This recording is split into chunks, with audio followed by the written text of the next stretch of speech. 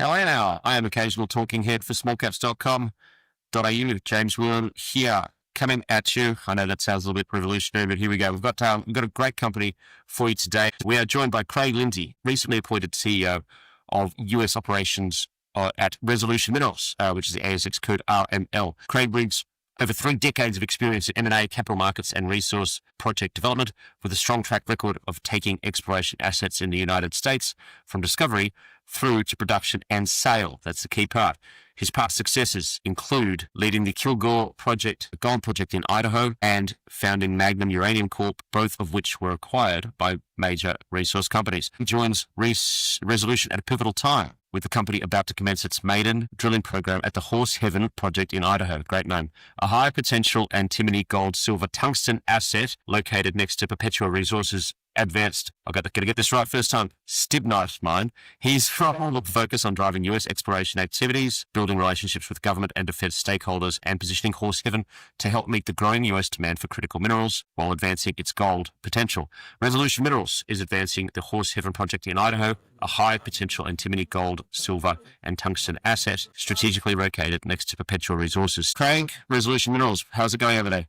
It's going great, James. Thanks for having me this afternoon. I really appreciate it. Great to meet you. Yeah, and you too. I'm looking forward to catching up in person when we absolutely can. Well, let's just kick it off. Obviously, I always got start interviews the same way. What are you doing? How do you make money? Specifically, Craig, for people who are not familiar with Resolution Minerals, again, ticker code RML.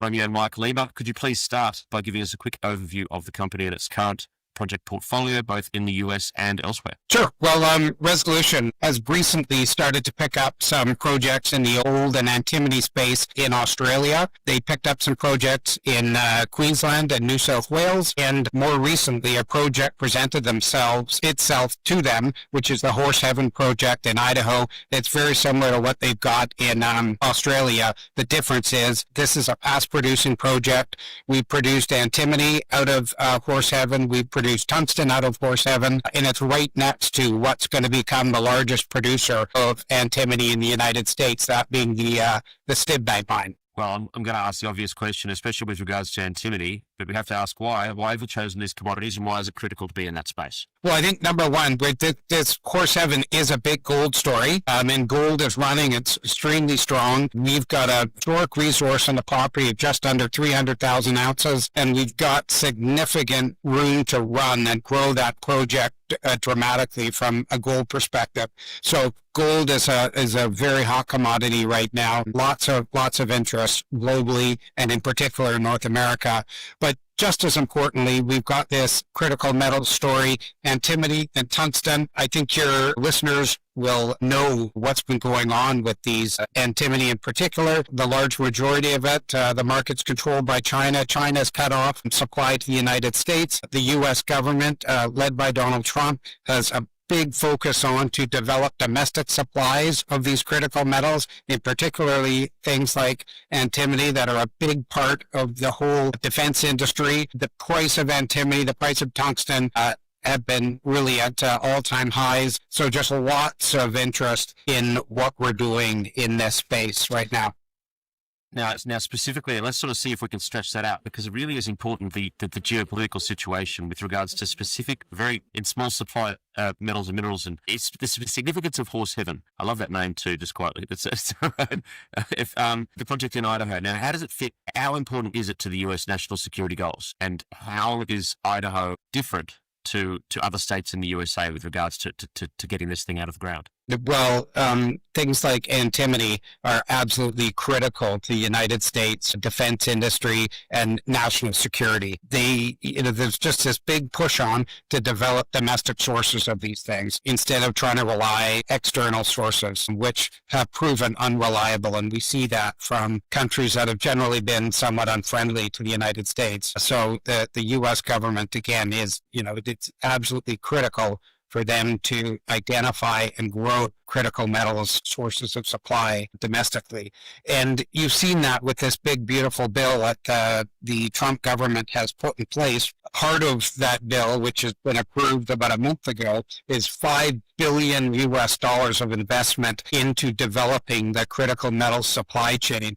And that's throwing money at everything from exploration, which is where we're at, all the way up to recycling. And it's a big dollar amount.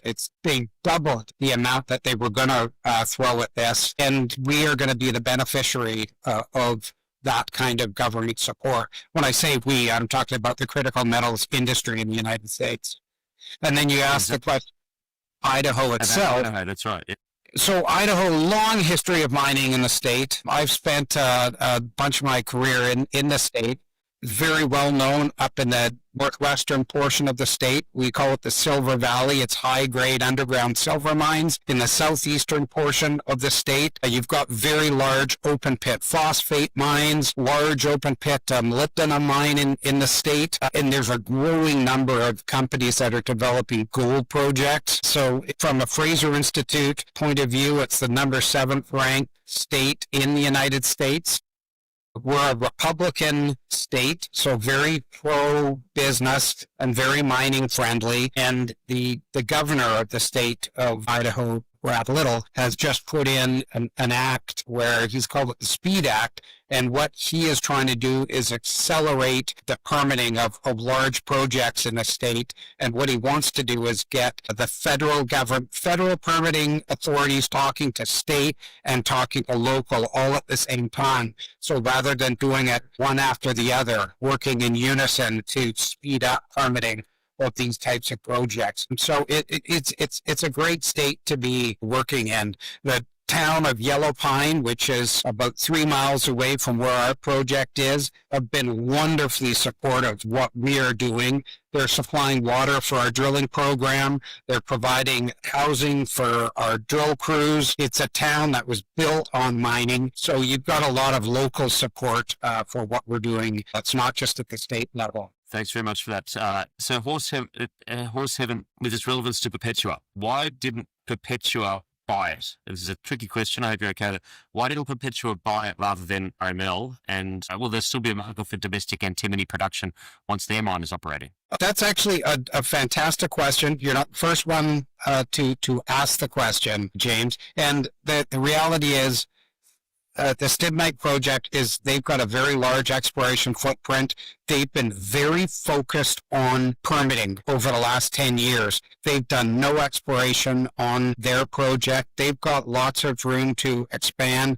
And so frankly, the Horse Heaven project was just left to the side.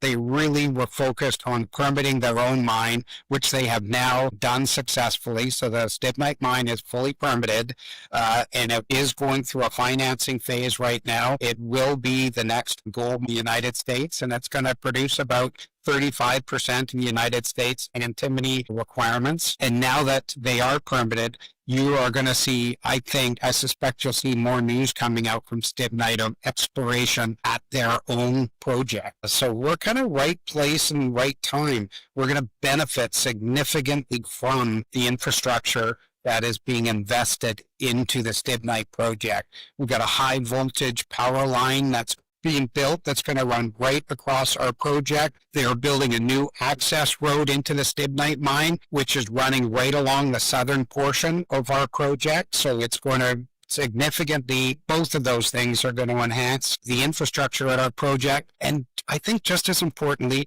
the U.S. government is supporting Stibnite with capital. There's a large number of significant institutional investors like Paulson and Company who have invested in Stibnite.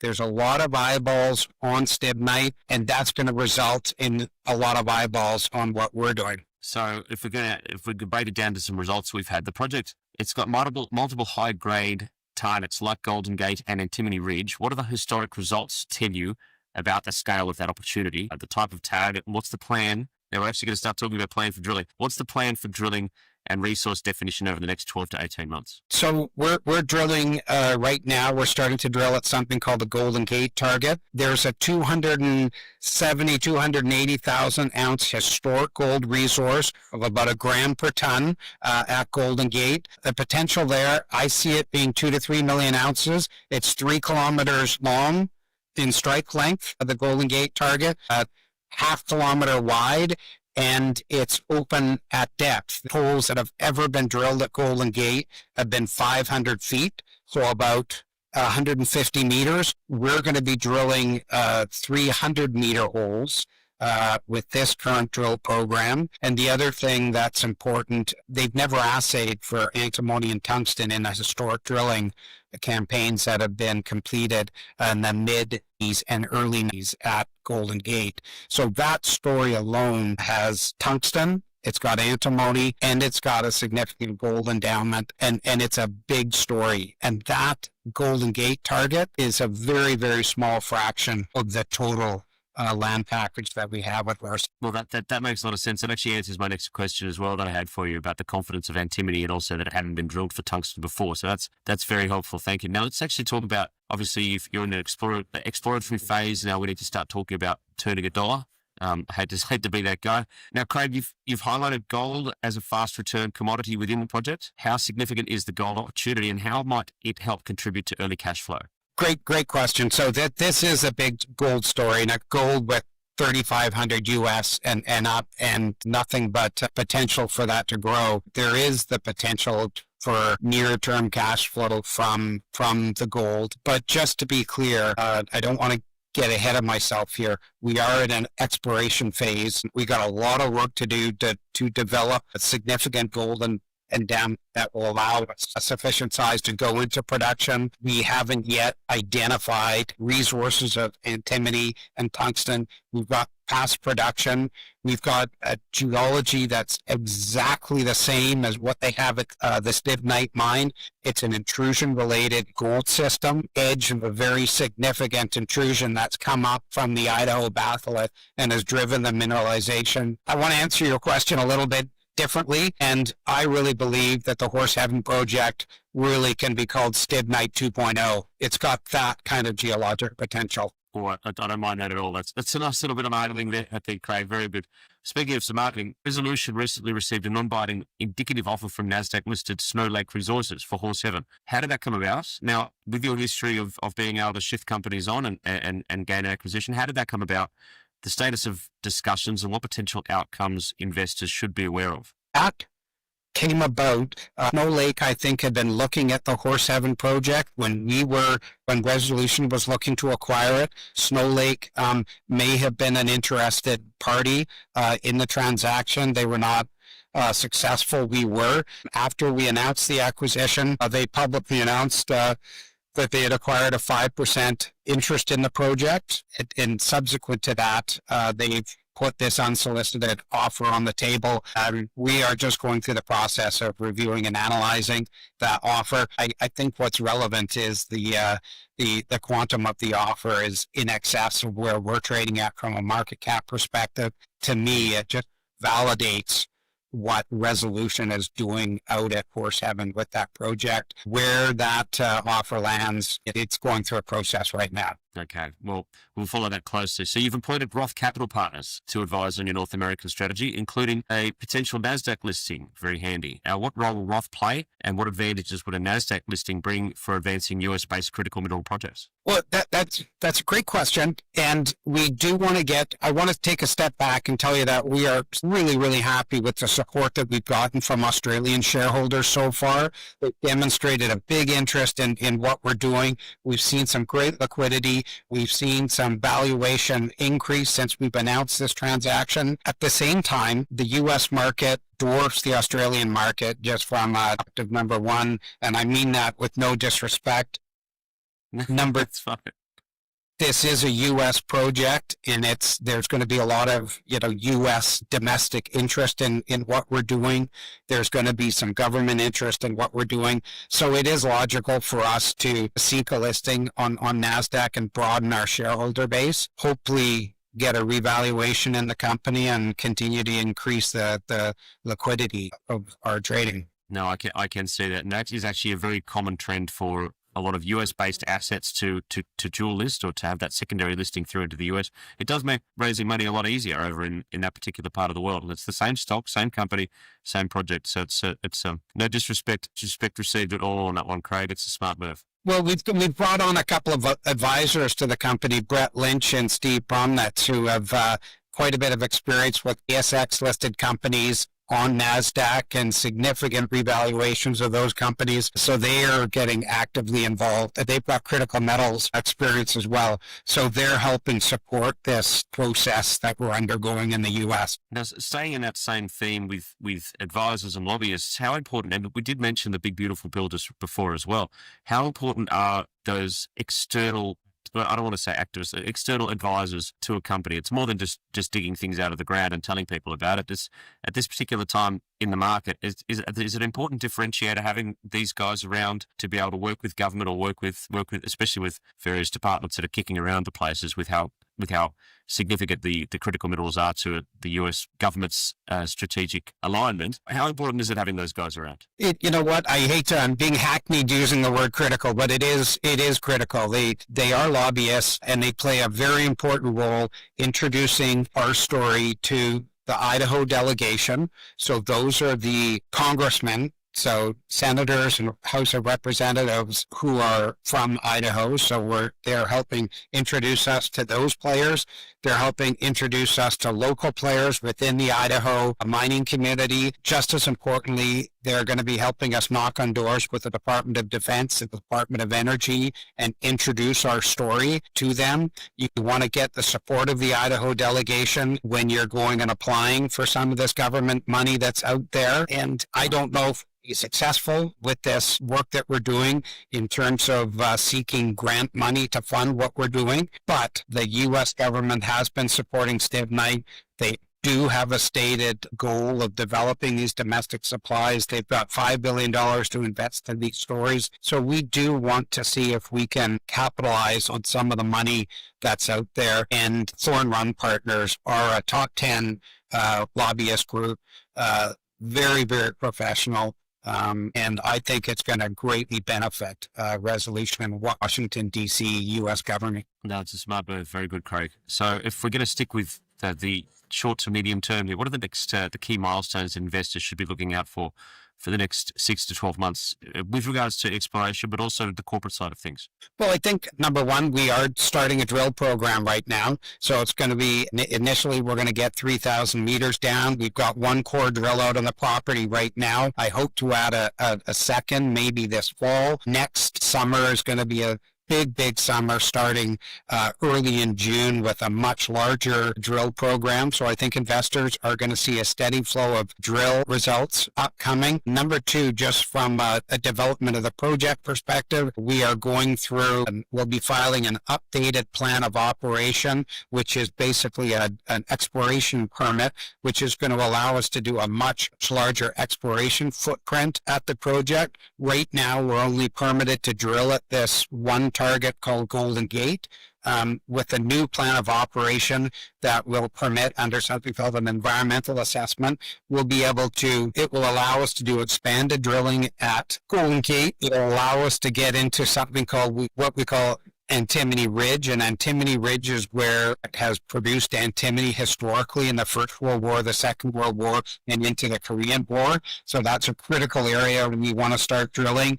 There's some emerging targets. One is an area called Vibica Creek, where we've had samples up to 7-8 grams per ton gold. And then there's around the actual intrusion itself, there's some roof pendants out there that are flat-lying and we think have the potential to really be the holy grail out there from an exploration potential. So we'll also be looking to permit some holes out there. So really lots going on from an exploration and a development perspective. And then on this parallel basis, we'll be moving this whole story along this government perspective. So a lot on our plate. We've had talked a little bit about some of the corporate stuff that's been going on, which is super exciting. My background's in corporate finance, so I see the potential of that. And frankly, we'll probably be out looking for new opportunities in North America to help roll this story. Okay. Well, Craig, you get a final word if we want to talk about how compelling Horse Heaven is to current and prospective investors, and you could do that. You've already done a pretty good job of doing that already. Any final words for us before we wrap it up?